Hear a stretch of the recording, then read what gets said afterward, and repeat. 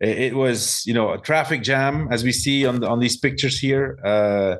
And then especially, if you see this footage of the peloton gets in, it slows down, they get into a bottleneck, and these people have to walk their bikes. Yeah. I mean, this cannot be. This cannot be. I'm pretty sure, JB, that if you would do a poll amongst the whole Tour de France caravan, if you ask cyclists, team directors, mechanics, team managers, if they can choose, would they like to have this stage or not? The vast majority would say, please, no. Hello and welcome to JB Squared. I'm JB Hager, but more importantly, joined by the man who doesn't like gravel stages, Johan Girmay. And we're going to find out what his thoughts are after witnessing this crazy, wild gravel stage today on stage 9 of the 2024 Tour de France. And thank you to our title sponsor, Ketone IQ. We were slamming some ketones this morning and had a lot of fun on the show, where I also want to talk to Johan about our special guest on the move today, Bradley Wiggins. But again, thank you to Ketone IQ for being a sponsor of JB Squared. Before we jump into your thoughts on this gravel stage, Johan, I know you were with your son bike racing this morning, and so you probably didn't get to check out the move, but I did not. I couldn't watch it today. Yeah, you're going to love watching it. You're one of the, from what I understand, you're one of the few people who Sir Bradley Wiggins likes to communicate with on a regular basis. He's a pretty private person. My calls get returned. Yeah. And so you arranged for, you talked to him, said, hey, why don't you go out to Aspen, hang out with the move, and see what happens. Yeah. I will tell you this, first day out of the gate, what a blast. He's a very interesting guy, very funny. We had a really good time. Thanks for making that connection. And yeah, I'm happy it worked out. I think he has a lot to offer. He, first of all, he's an ex-Tour de France winner, multiple Olympic champion. I don't know. 5 gold medals, 5 gold medals, 8 medals total. Yeah. I don't know. I'm maybe 8 or 9 world championships titles. But above all, he's so knowledgeable when it comes to cycling from now and from the past. So I think he's I know he's staying for about a week. So it's going to be an interesting week on the move. I invite everybody to tune in and enjoy Sir Bradley Wiggins being with us. All right, before we jump in and really break down what happened with today's stage, can you give me your overall opinion of the gravel stage? Did watching it, did anything sway your opinion of this whatsoever? I think I know the answer. Mm-hmm. First of all, it's, and I knew this already beforehand. It was an amazing stage. It's incredible to watch, and as always, when these kind of stages are in a Grand Tour, whether it's this kind of stage or a stage on the cobblestones, or I'm pretty sure that the organizer ASO are praying during 5 hours that please let nothing happen dramatically that could change the outcome of the race because of bad luck, right? Crashes or mechanicals. It didn't happen. So that's obviously a win for everybody. The fans, myself, I've enjoyed the stage. I've enjoyed watching the spectacle. But I have not changed my opinion on the fact that a gravel stage like this should not be in the Tour de France. If you want to race gravel, go race Strade Bianche. If you want to race cobblestones, go race Paris-Roubaix. That's what you go for. I think personally, I've seen a few instances. We can come back on it, or maybe straight away. If you see these images, this does not belong. This does not belong in the Tour de France. I think the first section was okay, and then they got to the third section, and it was a traffic jam as we see on these pictures here. and then especially, if you see this footage of the peloton gets in, it slows down, they get into a bottleneck, and these people have to walk their bikes. Yeah. I mean, this cannot be. This cannot be. As I said, cycling is dangerous. Cycling is a risk sport. But adding this, and again, I'm saying this from with the hat on of having been a team manager, having been a cyclist. I'm pretty sure, JB, that if you would do a poll amongst the whole Tour de France caravan, if you ask cyclists, team directors, mechanics, team managers, if they can choose, would they like to have this stage or not? The vast majority would say, please, no. Yeah.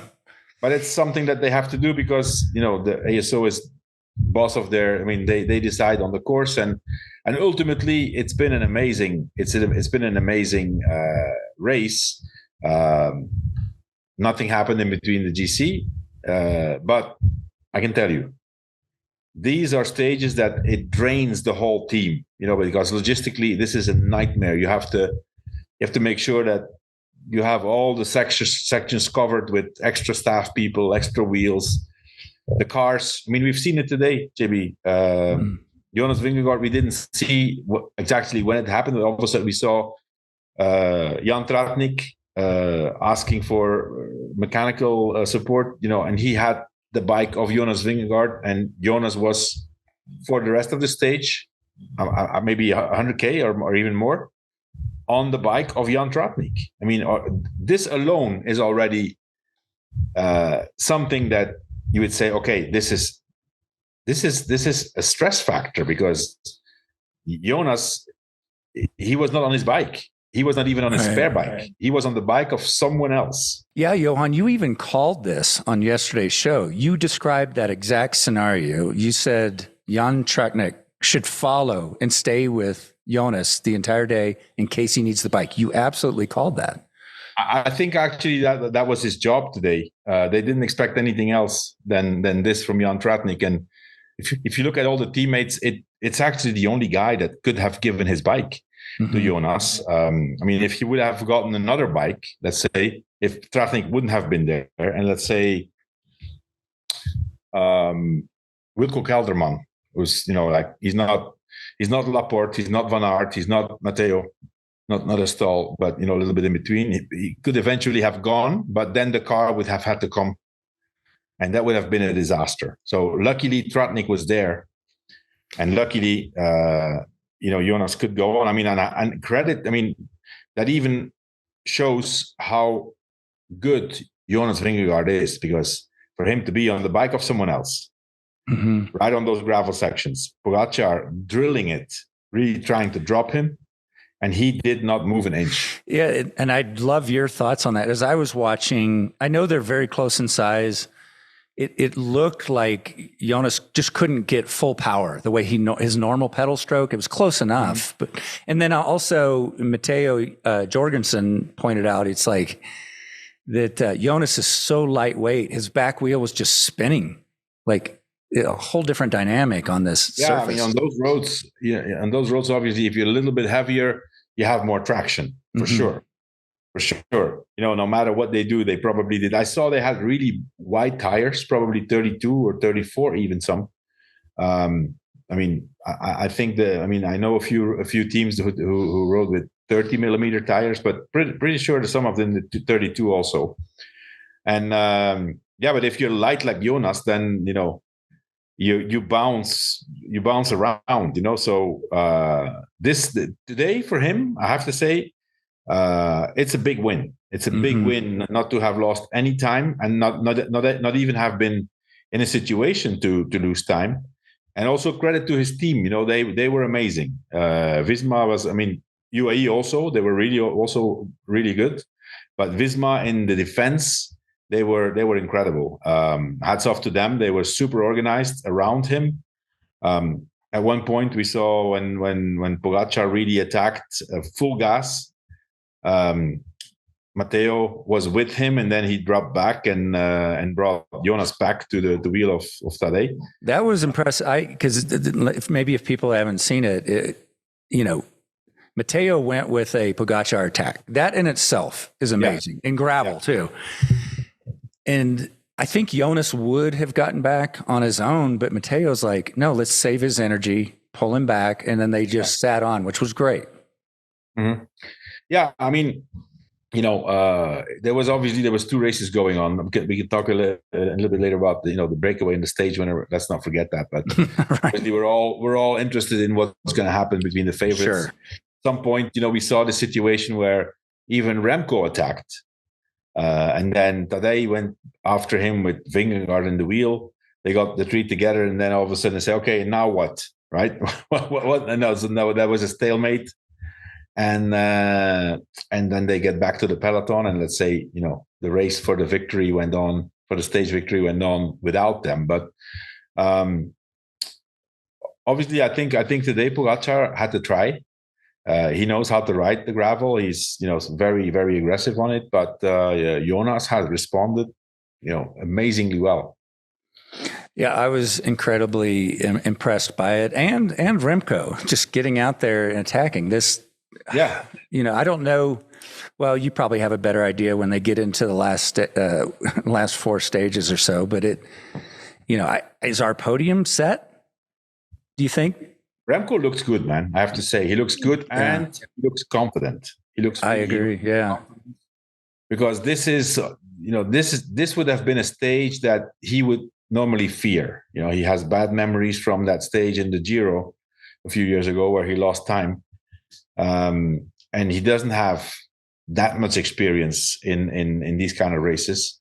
So the fact that he was up there, he also had good help from his teammates, but not as much as Jonas and not as much as Pogacar. And he stayed up there and even attacked a few times. So that shows that he is in really good shape and has a lot of confidence. I'm assuming it was by design by the tour, but this may have looked very differently if this would have been followed by a hard stage as opposed to a rest day.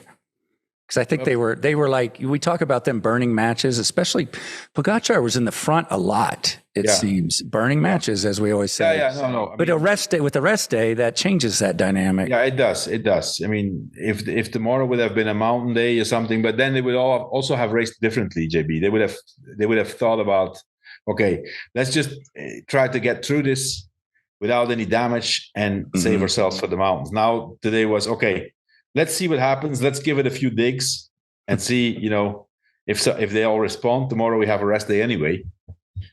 They would have raced differently. But yeah, I mean, listen, fortunately, nothing happened. Fortunately, I mean, Vlasov went down, I think, pretty bad, but that was nasty. That was not because of the gravel. It was on a different kind of road. But as I said, I mean, I think you could see it especially in the first part of the stage. Every time they went towards one of those gravel sections, it was chaos on the peloton. It was leading out, to the 2 teams. It was like the other teams didn't exist. It was UAE and Visma today. And so that's stressful, man. Stressful. I listened to an interview of João Almeida after the stage, and he sounded, very cool, said, it was a good day. We did what we had to do. We could stay together. We didn't lose any time. Everything perfect. Like, okay, that was it. Yeah. Okay. Now let's talk about the breakaway race in front. We almost saw Jasper Stuyven pull off a win. He got caught at the end, but that was a hell of an effort. Yeah. Judging from the room that I was in, big fans of Jasper Stuyven. Yeah, I mean, Jasper started on our development team back in the days. He was world champion junior, and then he was on the team with Axel as a director with Axel Merckx, and he was one of the first big talents that came to our team. I mean, he's a class rider. He's a monument winner. He's a classics rider. He's not in ideal shape, I would say, because I think he had a problem in the beginning of the season, and then he did the Giro to kind of get back into it. and actually was called up at the last moment to do the tour. It was not the plan. I think he kind of got called up when Theo Gegenhardt had to pull out, and they decided to add another guy for Mats Pedersen to support. I mean, look how it turns. I would say Lance even used the word love. Like, he's like, I love this kid. And Lance's list of people he loves it's small. You can hold it in one hand. But no, I mean, I personally thought he had it, man, because normally when you see this kind of move of a strong rider, because you know that when he went, it was because everybody was on the limit already. He's good at those kind of, he's good in Paris-Roubaix and those kind of races. So it's his type of terrain. Once he got those 10 seconds, and then you had these 6-7 riders behind, all from different teams, and especially at least 3 or 4 riders that were saying, okay, I can win this. That's the worst combination you can have to get an agreement amongst it, because they all are, if it's a group of riders that have never won a stage in the Tour, for example, or don't have a big palmares, it's a lot easier for them to collaborate, because they all think, okay, we have a chance. If there's 3 of them, there was Pidcock there, there was Lutsenko, there was Ben Healy. Who else was there? Aramburu was a fast guy, and a guy who wins races. So seeing the composition of that group, I said, man, they're not gonna get together and join forces the way they should to catch him. But unfortunately, being caught in the last kilometer so close to the finish, that was a bummer. Especially also would have been nice for Little Trek, after first of all losing their leader Peterson, for GC. First they lose their leader for GC before the Tour, Theo. Yeah. And then losing Peterson, would have been a great morale boost for the team, but that's bike racing, And before we talk about the winner, I want to know more about him. What are your thoughts on Ben Healy? I love his aggressive nature. I'm not 100% sure he knows when to go. He's strong. Yesterday he tried, it failed. Today he went. I think he bridged up with a few riders. He was not in the break. I think he bridged up probably with Pidcock. I think. Pidcock was there too. So another winner of Monument. So, Ben Healy. He needs to ride differently, he's too generous with his efforts, and then he attacks. And the guy's strong, definitely strong. I think he can win a stage in this Tour. Even in the sprint, he went too early. Yeah, well, in the sprint, he had no chance. So he takes that chance on going early. Yeah. He's just an interesting rider to watch. I wanted to know your thoughts. Super aggressive. And his style. It's not like you can have guys who are aggressive and they go fast, and they're very stylish. They almost don't move on the bike. Ben Healy is like, you can see every single piece of suffering in his style, which is makes him an attractive rider to watch. I agree. Now let's talk about Anthony Turgis, the winner. Yeah. A name that this is our 8th season of the move, and that name has never come up. Yeah. In 8 years. So, he was second in Milan-San Remo a few years ago, 2-3 years ago, I think. He won the sprint when Mohoric went. He won the field sprint because Mohoric got away. Yeah. Yeah. Well, the field sprint, it's not a field sprint. It's 20 guys, 15 guys. Right. So you have to be there, you have to be there. I don't think he won the field sprint. I think he kind of did a late attack. Okay. Like in the last 500, the last kilometer for sure. But anyway, it's a classics type of rider. He's been good in some of those Belgian Spring Classics too. And, for him to win a stage, for Total Energies to win a stage, for the French to win the 3rd stage in 9 days, it's been a long time since the Tour has started. They've won 1/3 of all the stages, the French guys. Are the French media being nice because of that? I don't know. I'm not reading the French media, but I don't know. But obviously, you've said that you've said that in the past that they can be more critical. If there's no French winners, it just no, it does. It does make a difference. It does make a difference. It does make a difference. But and again, a second tier team. They're not World Tour, and so there's already two of the French teams that are not World Tour. The two teams that got invited, basically, the French teams won a stage already. So for them, that's huge. That's massive, and a stage that just got so much attention too. Yeah, great stage, and you know what? He won that. Sprint dominantly. He was sitting there watching, knowing that he was going to go when he was going to go, and he was the strongest in the sprint. Since you brought up another small team won, I know this was a particular stage where if you're a big team with a big budget and big staff, there was an advantage to having wheels all over the course, more people, and yet another small team pulled it off. Yeah. Well, listen, those teams at this level, they all have a lot of staff, right? But not to a degree like, for example, Visma or UAE or Ineos, and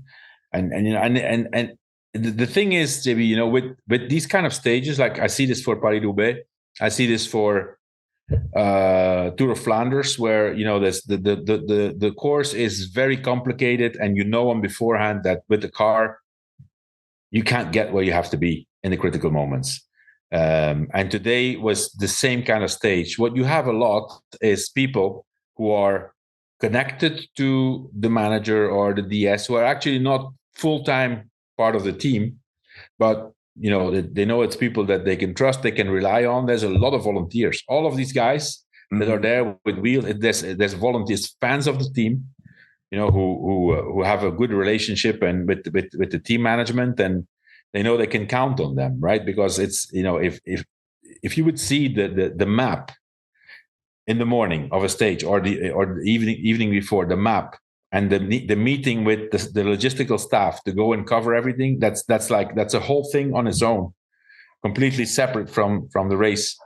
But the riders just know, guys, that after every stage, after every sector, we're going to have people there. These people, the riders don't know who it's going to be. They just know that there's going to be wheels, there's going to be bottles, and whenever they see their color, they just grab it.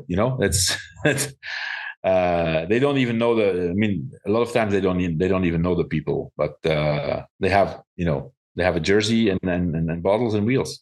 It's pretty wild to think anyone could go buy a team jersey and then just stand there with one of their water bottles. Nothing in it. You just never know. I know we have a couple other things to talk about, the rest day and then the next stage. And we're going to talk more about Binyam Girmay, and you've got some cool details on that. Anything else from today you want to cover before we move on to those? Not really. Breakaway obviously, was strong today and stayed away because there was a war in the back, but not a war for the stage victory. There was you could see that whenever the big guys with their team started to accelerate, the difference, the advantage melted. But then there was, again, they were looking at each other, and then the breakaway got away. Anyway, it was a strong breakaway. You had to be super, super strong to be in there. And if you look at the names who were in there, it says it all, right? But I think we've got it all covered. I think everybody's super happy that this stage is behind, and then that they didn't lose time. And so now tomorrow we have a rest day. You guys will still be doing outcomes for stage 10 tomorrow. So look for that. But, you guys have always said you didn't like rest days. A lot of riders don't like rest days. You get out of rhythm. This, however, was a brutal first week, a very different first week. In fact, Wiggins was talking about that today. He's like, back in our day, you just eased into it as a GC guy. It was all sprinters in the first week.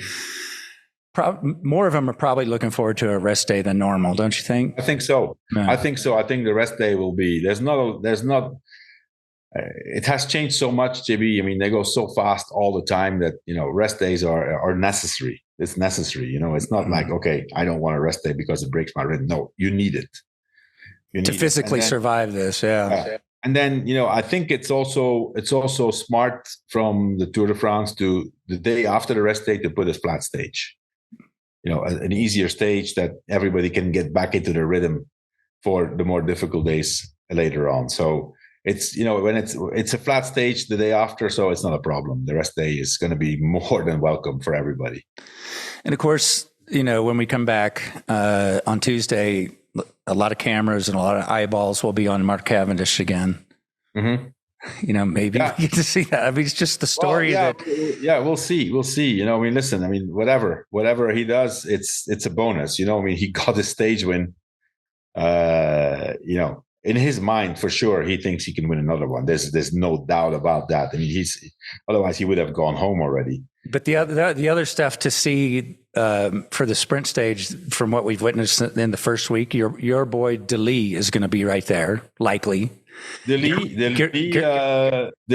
I think he has a stage win in his legs. Although we have to see now, after 9-10 days of racing, he's a young kid. It's the first time he does a Grand Tour.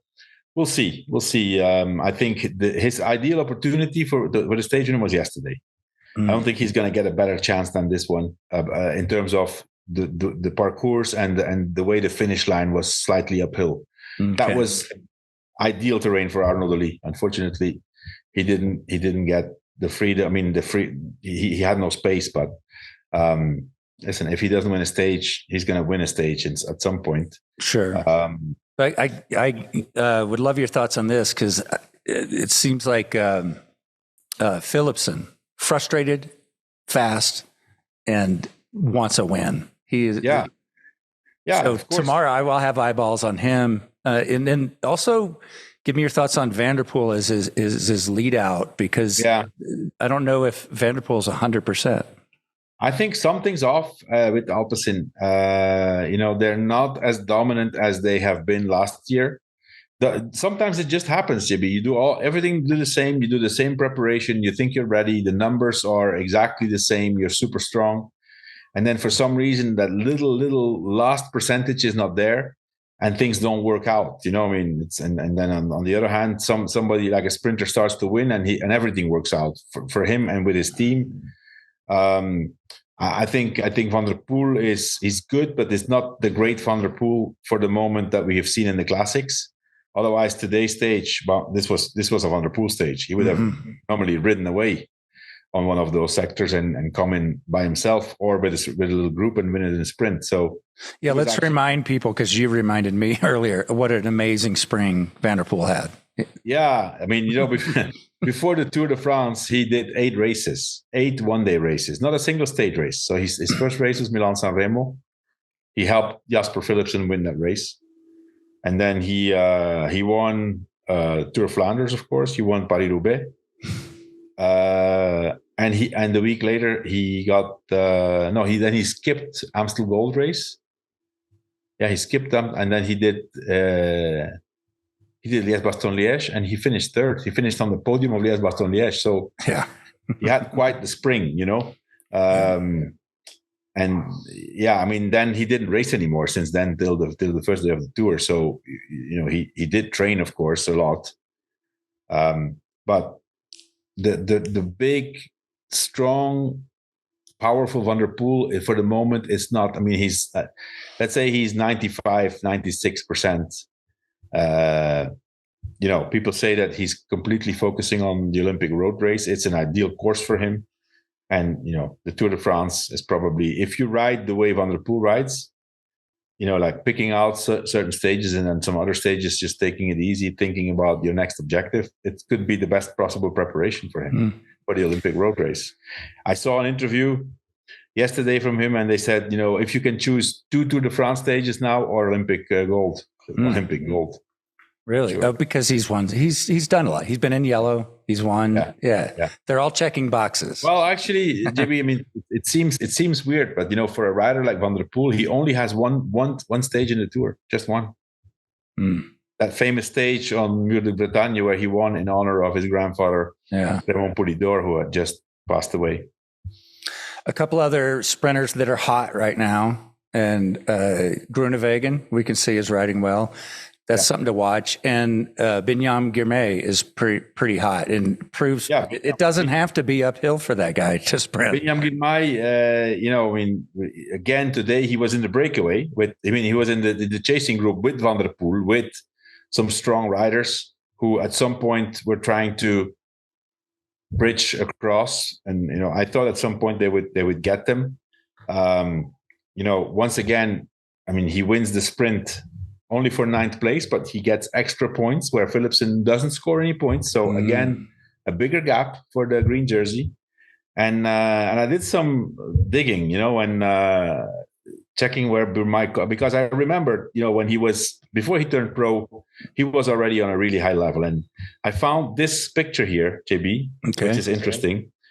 So this is a picture of Binyam Girmay as a junior while he was riding for the UCI.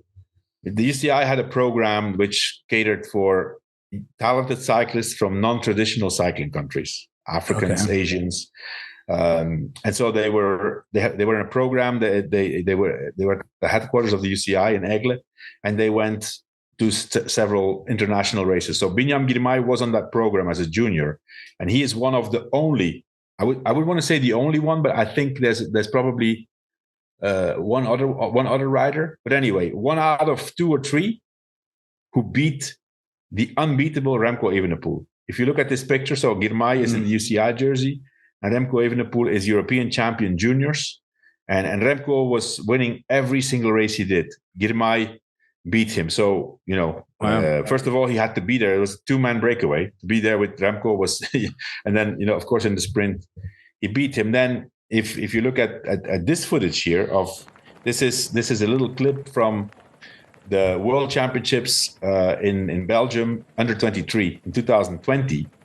Binyam Girmay, we could see here, this is a sprinter who can beat everybody. He comes from really behind and wins the sprint for 2nd place, and he beats the guy in orange. The Dutch guy is Olaf Kooi, one of the top sprinters of the pro peloton right now. So already at a young age, he was up there. Super talented guy. So we'll watch for that also tomorrow. Cool. Let's jump on to some Ventum Trivia, if you don't mind. And let's see, yesterday's question, what was, and again, this is to win a brand new Ventum NS1 at the end of the tour. Every day you can enter and submit your answer. I'll give you the place to submit your answer at the end of this. But yesterday's question for fun was, what was Lance's fastest marathon time? And that was a 2:46 in the 2007 New York City Marathon. That's a 6:22 pace. It's moving along pretty good. Yeah. And today's question, and you'll remember this probably, Johan, in February of 2023, Tom Pidcock descended in a mind-blowing fashion down one of Los Angeles's most famous canyons. What was the name of that canyon road? Do you know that one? I know what you're talking about. I don't know the name of the road by heart, but I know that it was spectacular. People who want to look it up, it's crazy. Yeah. So send your answer, submit your answer every day. Don't email us. A woman yesterday said I posted my answer on Twitter. No, don't do that. Don't email us. Go to ventumracing.com/themove.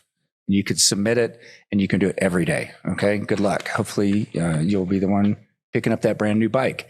And here's a good question for you. And I've gotten several that are some variation of this, and I think you're the right person to explain this. It says, Johan, huge fan from Poland, watching and listening from day one. Can you elaborate on why you think Jonas will get better with time? That's from Marcin, I think is how you say his name. But a lot of people don't really understand. They think you do the tour and you would only, get worse as it progresses. But sometimes you get stronger. Can you explain that, especially his situation? Yeah. Well, his situation, I think there's two parts to it, JB. Number one, he comes in he had a lot of doubts. He had this big accident in April. Obviously couldn't train the way he would have trained normally when he was preparing for the Tour. He had to miss one altitude camp and then basically started a race against the clock to get ready. He came in with a lot of doubts, but I guess from day one or from day two, he keeps surprising himself. And after 9 stages, he's 1 minute 15 down. And the only time that he was really vulnerable was on the Galibier. Let's not forget, he only lost 8 seconds in the last kilometer of the attack of Pogačar. The rest he lost in the downhill and on the flat towards the finish. So in theory, if he stays healthy, he should get better during the Tour, especially also because he has an amazing team around him in the easier stages or the non-decisive stages. He can just sit on the bike. They go fast, but he gets rhythm. He gets more rhythm that he was lacking because his lack of training and especially his lack of competition. Because normally, I think under normal circumstances, Jonas Vingegaard would have probably raced the Dauphiné as preparation for the Tour de France. Number one. But secondly, historically, he's always best in the last week. And now even more so. I mean, he's not the favorite. He doesn't have to wear the responsibility of the race. He just has to try to follow Pogačar whenever. He doesn't have to attack. And his big gamble is, and the team's gamble is, okay, let's just wait until it gets really serious in the last week, and then we see how we are, and maybe by then Pogačar will be worn out, his team will be worn out. He's in the yellow all the time, the stress of the yellow jersey, the commitments. And so, I mean, I think those two things put together, in theory, Vingegaard should be stronger in the last week. That's a bit in a nutshell how I would try to explain it. Okay. And I would think after today's stage, Visma has a big confidence boost. Those attacks, they were just right on it. The team worked well together. Yeah. Big confidence. Yeah. I think they're getting every stage that passes, they're getting more and more confident. Now, of course, JB, let's not forget, this is Tadej Pogačar. He is, after all, 1 minute 15 behind. He needs to get that time back, right? So we'll see what happens. But among these top 3 riders, and I'll leave Roglic in there too. As a fan, just a straight up fan, I couldn't tell you who I want to win this. There's different storylines that I like for different reasons.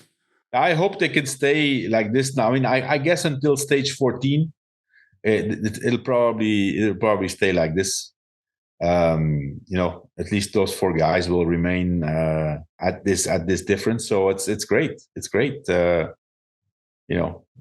wouldn't have expected this, JB. I would have thought that Pogačar would have taken a lot more time already. I think, people were thinking it'd be a 10-minute gap after the first 10 minutes, it's not the Giro, it's the Tour de France. But, 2.5, 3 minutes, I could see that. Okay. That's 1:15. So it's good.